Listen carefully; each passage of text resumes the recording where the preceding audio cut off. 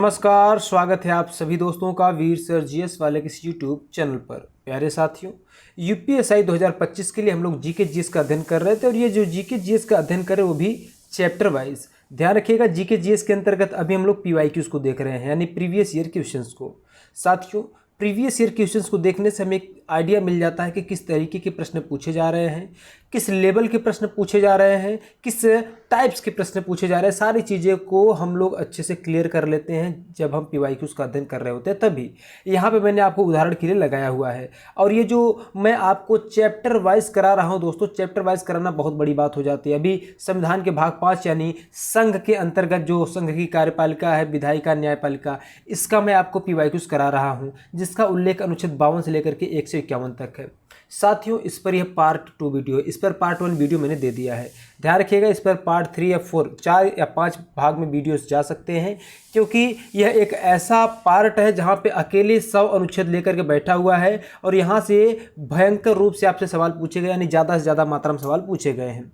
साथियों, अभी जो चैप्टर वाइज मैं आपको करा रहा हूँ, तो 1991 से लेकर 2021 तक जितने भी यूपीएसआई के एग्जाम हुए हैं, उन सारे के सारे प्रश्नों को हमने इस क्लास में या इस वीडियो में शामिल कर लिया है दोस्तों। ठीक है, तो इससे बेहतर तैयारी आपकी कहीं नहीं हो सकती कि पहले पीवाईक्यूज करवा दो, फिर उसके बाद मैं आपको एक एक चीज़ों को अध्ययन करवाऊंगा। इसका थ्योरी वीडियो मैंने ऑलरेडी आपको करवा दिया है, डिजिटल बोर्ड के माध्यम से मैं आपके सामने आकर के करवाया हुआ, तो अभी आप देख सकते हैं। उसके भी लिंक मैं इस वीडियो के डिस्क्रिप्शन बॉक्स में दे दूंगा, तो वीडियो को ज़रूर देखें और ज़रूर प्यार दें, और ऐसे ही वीडियो के लिए सब्सक्राइब भी ज़रूर कर लीजिएगा। आइए बात करते हैं प्रश्नों की ओर। अच्छा, जो प्रश्न है मैंने हूबहू वैसे ही लगा दिया जैसा कि बुक में था, इससे आपकी विश्वसनीयता बढ़ेगी। जैसे मान लीजिए ये प्रश्न पूछा गया आपका 20 नवंबर 2021 के शिफ्ट 3 में, तो यहाँ पे इस प्रकार से मेंशन्ड है। उसी प्रकार से आगे जाएंगे, जितने भी प्रश्न हैं जब पूछे गए हैं, जिस शिफ्ट में पूछे गए हैं, वैसे ही मैंने क्या किया है, आपके समक्ष लगा दिया है और आपको मैं पूरा सॉल्व करवा दूंगा दोस्तों। आपको यहाँ से आइडिया ये हो जाएगा कि किस तरीके के आप लोगों से प्रश्न पूछे जा रहे हैं, किस तरीके के नहीं पूछे जा रहे हैं। ठीक है दोस्तों, चलिए तो पहले प्रश्न की ओर बढ़ते हैं और पहले प्रश्न पर हम लोग चर्चा करेंगे। साथियों, पहला प्रश्न कहता है कि भारत में सर्वोच्च कानून अधिकारी या कानूनी अधिकारी कौन होता है, यानी भारत का सबसे बड़ा कानूनी अधिकारी कौन होता है। भारत के महान्यायवादी या उच्चतम न्यायालय के मुख्य न्यायाधीश, जिसको हम लोग कहते हैं सीजेआई यानी चीफ जस्टिस ऑफ इंडिया, या केंद्रीय सतर्कता आयुक्त, या भारत के महान्यायाभिकर्ता। यहाँ पे 4 ऑप्शंस हैं दोस्तों, तो इसका सही उत्तर हो जाएगा आपका ऑप्शन नंबर ए हो जाएगा, भारत के महान्यायवादी। क्या हो जाएगा? भारत के महान्यायवादी सही उत्तर हो जाएगा दोस्तों। जो अटॉर्नी जनरल ऑफ इंडिया है, भारत का जो महान्यायवादी है, इसका उल्लेख संविधान के अनुच्छेद 76 में किया गया दोस्तों। कहाँ पे किया गया है? तो आर्टिकल 76 में किया गया है। ध्यान रखिएगा, जो महान्यायवादी है सर्वोच्च कानूनी अधिकारी होता है, सबसे बड़ा कानूनी अधिकारी होता है दोस्तों भारत के अंदर। इसकी नियुक्ति कौन करता है? तो इसकी नियुक्ति के बारे में भी पूछता है, तो इसकी नियुक्ति राष्ट्रपति करता है। यह राष्ट्रपति के प्रसाद पर्यंत अपना पद धारण करता है, यानी इसका जो पद है, इसका जो कार्यकाल है वो निश्चित नहीं है। राष्ट्रपति जब चाहेगा इसे इसके पद से हटाया जा सकता है, फिर हटा सकता है दोस्तों। ठीक है, दूसरे प्रश्न की ओर बढ़े। दूसरा प्रश्न कहता है कि भारत के प्रधानमंत्री को खाली स्थान द्वारा नियुक्त किया जाता है, यानी जो भारत का प्रधानमंत्री है वह किसके द्वारा नियुक्त किया जाता है दोस्तों। बड़ा ही सामान्य सा उत्तर होगा इसका, तो हो जाएगा भारत के राष्ट्रपति। जी हाँ साथियों, भारत का राष्ट्रपति क्या करता है? प्रधानमंत्री को नियुक्त करता है आर्टिकल 75 के थ्रू, है ना। इतनी बात तो आप लोग जानते होंगे। तो अनुच्छेद 75 के माध्यम से राष्ट्रपति प्रधानमंत्री की नियुक्ति करता है। ठीक है, और प्रधानमंत्री उसी को नियुक्त करता है जो पार्टी जीत करके लोकसभा में आई हुई होती है। ठीक है, तो यहाँ पे एक बात ऐसे ध्यान रखिएगा, राष्ट्रपति प्रधानमंत्री की नियुक्ति करता है, बाकी अन्य मंत्रियों की नियुक्ति भी राष्ट्रपति ही करता है, लेकिन प्रधानमंत्री की सलाह से। ये बात आपको ध्यान में रखना है दोस्तों। ठीक, तीसरा प्रश्न यहाँ पे देखिए, ये सारे प्रश्न पूछे गए आपके यूपीएसआई 2021 वाले एग्जाम में पूछे गए, क्योंकि यहाँ से बहुत सारे इस चैप्टर से पूछे गए दोस्तों प्रश्न, है ना। तो सारे प्रश्नों को करवाने में 3, 4, 5 पार्ट जाएंगे, तो आप लोग बहुत ही प्रेम पूर्वक आसानी के साथ पढ़ते हुए हमारे साथ चलिएगा। अगला प्रश्न है, निम्नलिखित में से किसे भारत की संसदीय प्रणाली में सरकार के वास्तविक कार्यकारी और प्रमुख के रूप में माना जाता है? सरकार के वास्तविक कार्यकारी और प्रमुख के रूप में माना जाता है। वास्तविक पूछ रहा है, ठीक है, अनौपचारिक नहीं। ठीक है, या कहें कि केवल औपचारिक नहीं, केवल ऑफिशियल नहीं, यहाँ पे वास्तविक पूछ रहा है। ठीक है, तो भारत के राष्ट्रपति होंगे, या भारतीय संसद होगा, या भारत का प्रधानमंत्री, या भारत का उपराष्ट्रपति होगा। तो दोस्तों इसका सबसे बेहतरीन उत्तर हो जाएगा आपका option number C, prime minister of India, ठीक है, पीएमओ, जिसको हम लोग कहते हैं भारत के प्रधानमंत्री। दोस्तों जो भारत का कार्यपालिका होता है, फिर भारत की जितनी भी शक्तियां हैं वे सब किस में निहित है, तो ये सारी की सारी चीज़ें निहित है भारत के राष्ट्रपति के अंदर। और ऑफिशियल जो है कि ऑफिशियल प्रेसिडेंट या कहें कि जो नाम मात्र का मुखिया, ठीक है, वो कौन होता है, राष्ट्रपति होता है। लेकिन इसके सारे कार्यों को, इसके सारी शक्तियों का प्रयोग करता है प्रधानमंत्री। इसीलिए प्रधानमंत्री को वास्तविक कार्यकारी और प्रमुख के रूप में माना जाता है, क्योंकि इस पूरे मंत्रिपरिषद का मुखिया कौन होता है, प्रधानमंत्री ही होता है दोस्तों, ठीक है। अगला प्रश्न कहता है निम्नलिखित समितियों में से किसके निर्वाचित सदस्य केवल लोकसभा से होते हैं, है ना। गजब की प्रश्न आपसे कर रहा है, गजब की बात आपसे कह रहा है। कारण निम्नलिखित समितियों में से किसके निर्वाचित सदस्य केवल लोकसभा में होते हैं, ना, केवल लोकसभा की बात कर रहा है दोस्तों, बहुत गजब की बात कर रहा है।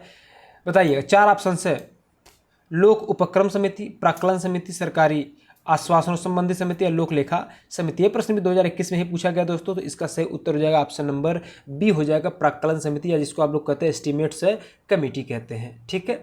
अगला प्रश्न हमारा क्या कहता है दोस्तों, अगला प्रश्न कहता है 17वें आम चुनाव में लोकसभा में कितनी महिलाएं निर्वाचित हुई थी। जो 17वां इलेक्शन हुआ था, लोकसभा का इलेक्शन जो हुआ था 17वां, उसमें कितनी महिलाएं सांसद बनी थी, कितनी महिलाएं चुनी गई थीं, ठीक है। 17वां आम इलेक्शन जो है कि 2019 में हुआ, 18वां कब हुआ, 2024 में हुआ। तो अभी 17वां के यहाँ से आपसे पूछा गया है दोस्तों। तो जो 17वां का सही उत्तर होगा वो हो जाएगा आपका ऑप्शन नंबर सी, 78 हो जाएगा। कितना हो जाएगा, 78, यानी 78 महिलाएं सांसद बनी।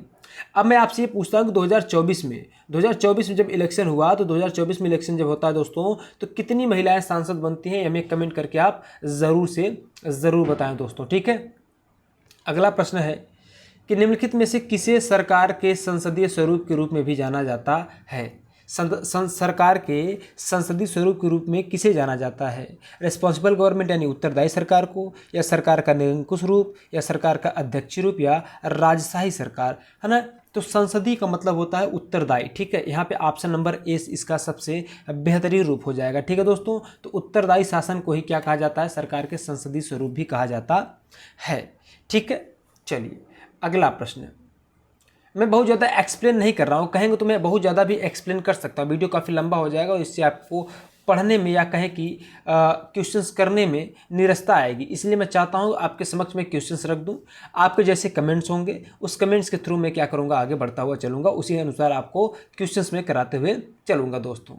अच्छा साथियों, चूँकि काफ़ी मेहनत लगता है वीडियो बनाने में, तो आई होप आपका एक लाइक और एक सब्सक्राइब मेरा दिन बना सकता है। तो आप सभी लोग चैनल को सब्सक्राइब ज़रूर कर लें, क्योंकि सब्सक्राइब केवल इसलिए नहीं करना कि मेरा दिन बन जाए, क्योंकि सब्सक्राइब इसलिए करना है, आपको इस प्रकार की वीडियोस लगातार इस चैनल के माध्यम से दिए जा रहे हैं आपको, और एकदम ऑथेंटिक और ओरिजिनल कंटेंट दिए जा रहे हैं, बहकावे वाली कंटेंट यहाँ पे नहीं है दोस्त, ठीक है।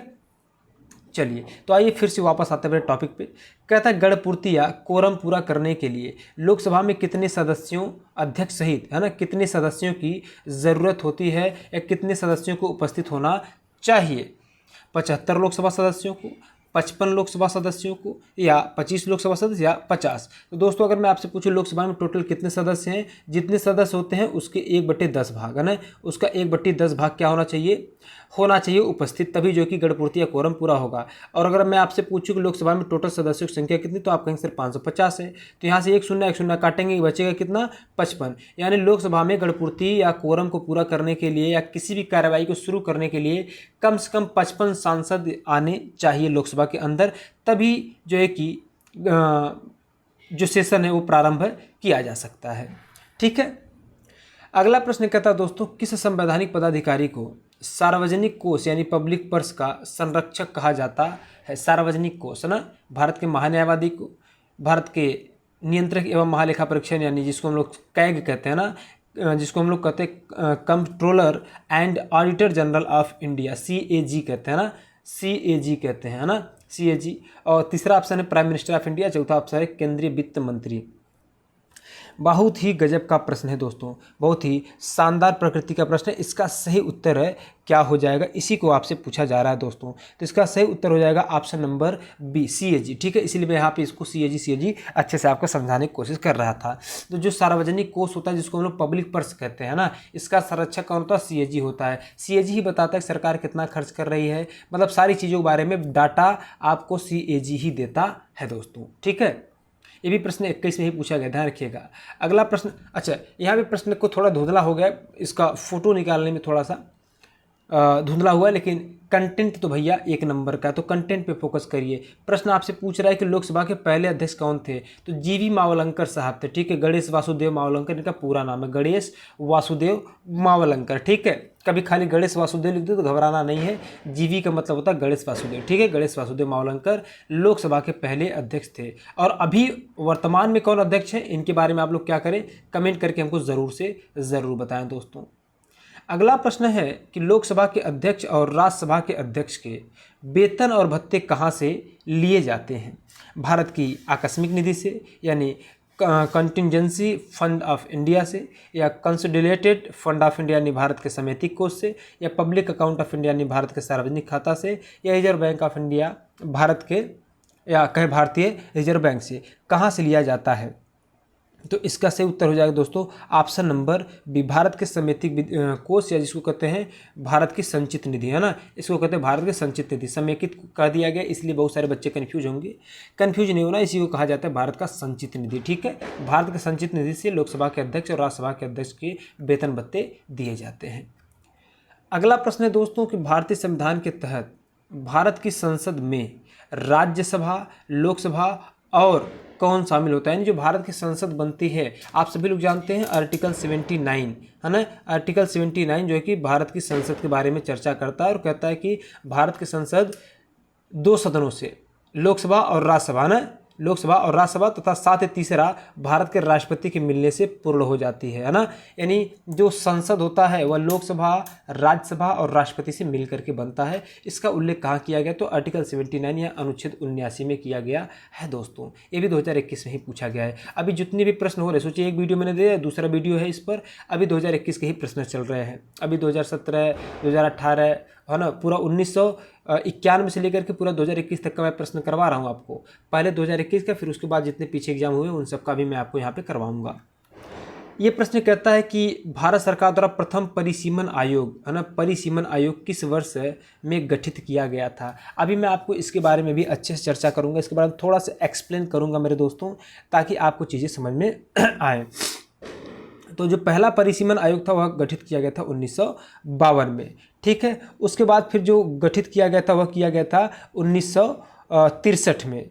ठीक है, फिर गठित किया गया था 1973 में, और उसके बाद गठित किया गया 2002 में, है ना। ये परिसीमन आयोग अभी तक इतने गठित किए जा चुके हैं। लेकिन दोस्तों परिसीमन आयोग जो गठित किया जाता है, क्यों किया जाता है, जैसे मैं बताऊं, एक प्रोविज़न है। अभी अगर मैं पूछूं कितने सांसद हैं, तो आपके सिर्फ 550 सांसद हैं। कितने विधायक हैं, तो हर राज्यों के जो है कि विधानसभा की सीटों की संख्या जो है वो डिफरेंट या कहें कि अलग अलग होती है दोस्तों। अगर डिफरेंट है या कहें कि अलग अलग है ना, डिफरेंट है या फिर अलग अलग है, तो इसको डिसाइड कौन करता है, ये परिसीमन आयोग करता है। इसको इसलिए मतलब ये कहा गया था कि जब भी जनगणना होगी, क्या होगा, जब भी जनगणना होगा दोस्तों, तो उसके तुरंत बाद क्या बनेगा, परिसीमन आयोग बनेगा। और यही परिसीमन आयोग हर राज्य के लिए राज्यसभा, विधानसभा, विधान परिषद और लोकसभा के लिए क्या करेगा, कॉन्स्टिट्यूएंसीज को डिसाइड करेगा कितने सीटें होंगी, कितने नहीं होंगी। अभी जो 550 अधिकतम सीटों की चर्चा किया गया है, ये 1971 की जनगणना के अनुसार है। ये कब है, या जो कि 1971 की जनगणना के अनुसार बनाया गया है ये पूरा जो सीट है। ठीक है, जबकि 2026 में इसको एक बार टाला गया, फिर ये हुआ कि 2000 में बनेगा, फिर टाल के ये कह दिया कि 2026 में बनेगा। अब देखिए 2026 में बनता है कि नहीं बनता है, बनेगा तो भी मैं आपको अपडेट दूंगा, और नहीं बनेगा तो भी मैं आपको अपडेट दूंगा दोस्तों। ठीक है, चलिए अगला प्रश्न कहता है कि भारत के राष्ट्रपति का चुनाव लड़ने के लिए न्यूनतम आयु कितनी होनी चाहिए। तो भैया अगर आप राष्ट्रपति बनना चाहते हैं तो आप कम से कम 35 साल के पूरे होने चाहिए। ठीक है, कितना, 35 साल के होने चाहिए। अगला प्रश्न कहता है संविधान द्वारा परिकल्पित लोकसभा के सदस्यों की अधिकतम संख्या कितनी होती है। लोकसभा के अधिकतम संख्या की बात कर रहा है दोस्तों, है ना। क्या कर, लोकसभा के कहाँ गया, संविधान द्वारा परिकल्पित, लोकसभा के सदस्यों की अधिकतम संख्या कितनी होती है ना। ये देखिए 2021 में पूछा गया है, तो ये पुराने कह सकते हैं कि हाँ पुराने के अनुसार पूछा गया है कि भैया यहाँ पे जो पुराना डाटा था उसके अनुसार। अभी अधिकतम संख्या आपसे पूछता है तो आप कितना उत्तर करेंगे, आप उत्तर करेंगे 550। कितना उत्तर करेंगे 550, लेकिन उसमें 552 था। कहेंगे सर 552 था तो 550 कैसे हो गया।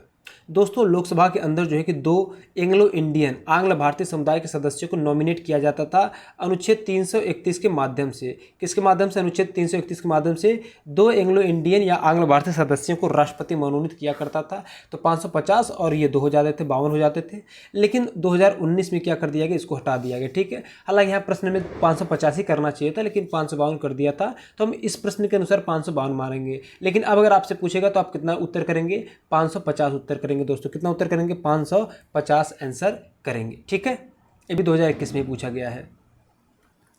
अगला प्रश्न आपसे कहता है कि एक मंत्री के अलावा संसद के किसी भी सदस्य द्वारा पेश किए गए एक विधेयक को क्या कहा जाता है। सार्वजनिक विधेयक, निजी विधेयक, धन विधेयक या कोषागार विधेयक। बड़ा सामान्य सा बात पूछता है कि अगर कोई मंत्री है ना, कोई मंत्री के अलावा संसद के किसी भी सदस्य द्वारा जो भी विधेयक को पेश किया जाता है उसको क्या कहा जाता है। तो दोस्तों इसको कहा जाता है प्राइवेट बिल। क्या कहा जाता है, निजी विधेयक, है ना। एक मंत्री के अलावा संसद के किसी भी सदस्य द्वारा पेश किए गए विधेयक को क्या कहा जाता है, प्राइवेट बिल या निजी विधेयक कहा जाता है। दोस्तों आई बात समझ में, यही होना चाहिए। चलो मैं आपको ना सब डिफरेंस बता देता हूँ। देखिए संसद में जो विधेयक प्रस्तुत किए जाते हैं उनको 4 भाग में बांटा गया है। पहला होता है आपका साधारण विधेयक या पब्लिक भी कह सकते हैं। इसमें क्या होता है, वित्तीय विषयों के अलावा अन्य सभी विषयों को भी संबंधित शामिल किया जाता है। ऐसे विधेयकों को साधारण विधेयक कहते हैं। धन विधेयक जो होता है यहाँ पे, जैसे यहाँ पे बात किया मनी बिल, ठीक है, इसमें क्या क्या आता है, तो यह वित्तीय विषय जैसे कि करारोपण, लोक व्यय इत्यादि से संबंधित है। बात आती है यहाँ पे जब हम बात करते हैं तीसरे नंबर की वित्त विधेयक जिसको हम लोग कहते हैं, तो यह भी वित्तीय विषय से ही संबंधित होता है, लेकिन ये धन विधेयक से बिल्कुल अलग होता है, उसमें धन विधेयक इंक्लूडेड नहीं होता है। ठीक, और चौथा जो होता है विधेयक वो संविधान संशोधन विधेयक होता है। यहाँ पे ये वाला विधेयक का कोई नाम नहीं है। ठीक है, यहाँ पे हाँ पब्लिक बिल और प्राइवेट बिल और यहाँ पे मनी बिल को आप कह सकते हैं। ठीक है, आई बात समझ में। चलो तो भैया बात करते हैं आगे अगले प्रश्न की। अगला प्रश्न कहता है कि संघ लोक सेवा आयोग के अध्यक्ष और अन्य सदस्यों की सेवा शर्तों को कौन निर्धारित करता है। जो यूपीएससी है उसके अध्यक्षों और उसके अन्य सदस्यों की सेवा शर्तों को कौन डिसाइड करता है, भारत की संसद या उच्च न्यायालय के मुख्य न्यायाधीश या भारत के प्रधानमंत्री या भारत के राष्ट्रपति। तो दोस्तों इसका सही उत्तर हो जाएगा ऑप्शन नंबर डी, भारत के राष्ट्रपति हो जाएगा। ठीक है, यूपीएससी के जो अध्यक्ष और सदस्य होते हैं इनको कहे कि नियुक्त कौन करता है, तो इनकी नियुक्ति भी कौन करता है, राष्ट्रपति ही करता है। इसीलिए इनकी सेवा शर्तें भी कौन डिसाइड करेगा, राष्ट्रपति ही करता है। दोस्तों ठीक है, याद रखिएगा। अगला प्रश्न आपसे कहता है राज्यसभा के सदस्य के रूप में चुने जाने के लिए किसी व्यक्ति की न्यूनतम आयु कितनी होनी चाहिए। अगर आप राज्यसभा का सदस्य बनना चाहते हैं तो आपकी न्यूनतम आयु 30 साल की होनी चाहिए। दोस्तों कितना होना चाहिए, आपकी जो न्यूनतम आयु है ना, या कहें कि मिनिमम एज है वो कितना होना चाहिए, वो 30 ईयर का आप होने चाहिए। और अगर लोकसभा में आप जाना चाहते हैं तो उसके लिए आपकी आयु 25 साल की होनी चाहिए। ठीक है, वेरी गुड। आगे बात करते हैं अगले प्रश्न की। अगला प्रश्न कहता है दोस्तों कि संसद के दोनों सदनों की संयुक्त बैठक बुलाने का अधिकार किसके पास है ना। संयुक्त बैठक, तो इसका अधिकार मेरे दोस्तों है भारत के राष्ट्रपति के पास। और ये जो बुलाया जाता है संसद के सदनों की संयुक्त बैठक, वो बुलाया जाता है अनुच्छेद 108 के माध्यम से। किसके माध्यम से, अनुच्छेद 108 के माध्यम से बुलाया जाता है। ठीक है, ये भी 2021 में ही पूछा गया था। अगला प्रश्न पूछा जा रहा है कि प्रथम राज्यसभा का गठन किस वर्ष हुआ था ना। प्रथम राज्यसभा का गठन किस वर्ष हुआ था, तो इसका उत्तर हो जाएगा ऑप्शन नंबर ए, 1952। अरे भैया संसद जो है कि या कहें जो इलेक्शन हुआ था 1951 में पहली बार होता है। इन 51 से लेकर 52 तक चलता है, तो 1952 का ही चुनाव करते हैं। तो भैया इसी साल राज्यसभा के गठन की भी मतलब इसी साल को राज्यसभा के गठन का साल भी माना जाता है। ठीक है, अगला प्रश्न उसके बाद शायद नहीं है ना, एक प्रश्न और इसी कर लेते दोस्तों। कहता भारत में किसी दूसरे के साथ युद्ध की घोषणा करने का अधिकार किसके पास है। रक्षा मंत्री, राष्ट्रपति, प्रधानमंत्री या किसके पास है ना। ऑप्शन नंबर पी में राष्ट्रपति को रखा है, क्यू में प्रधानमंत्री को, आर में रक्षा मंत्री को। ये देखिए यूपीएससी में ऐसे प्रश्न पूछे गए हैं। तो दोस्तों केवल और केवल पी होना होगा, ठीक है। तो ऑप्शन नंबर बी रखेंगे। किसी भी देश के साथ युद्ध होगा या फिर कुछ भी होगा, उसको या युद्ध की घोषणा करने या शांति घोषणा करने का अधिकार केवल और केवल राष्ट्रपति के पास होता है, क्योंकि राष्ट्रपति तीनों सेनाओं का मुख्य कमांडर या कहे प्रमुख कमांडर होता है। तो सारा कुछ किसके पास होता है? राष्ट्रपति के पास होता है। तो इसका उत्तर भी केवल और केवल राष्ट्रपति ही होगा दोस्तों, ठीक है। तो आज के लिए बस इतना ही करते दोस्तों। आज सभी को बहुत बहुत धन्यवाद कि आप सभी लोग हमारे साथ अंत तक बने रहें। इसी प्रकार के वीडियोस आपके लिए मैं रोजाना लेकर के आता हूं दोस्तों। तो आप लोग चैनल को सब्सक्राइब करना बिल्कुल भी ना भूलें। चैनल को सब्सक्राइब करके बेल आइकन को दबा लें ताकि आपको वीडियोस के नोटिफिकेशन मिलते रहें। प्लस अपने व्यूज़ इस वीडियो के ऊपर ज़रूर से ज़रूर साझा करें। बाकी मिलते हैं आपसे अगली क्लास में। आज के लिए बस इतना, तब तक के लिए सभी को जय हिंद, जय भारत।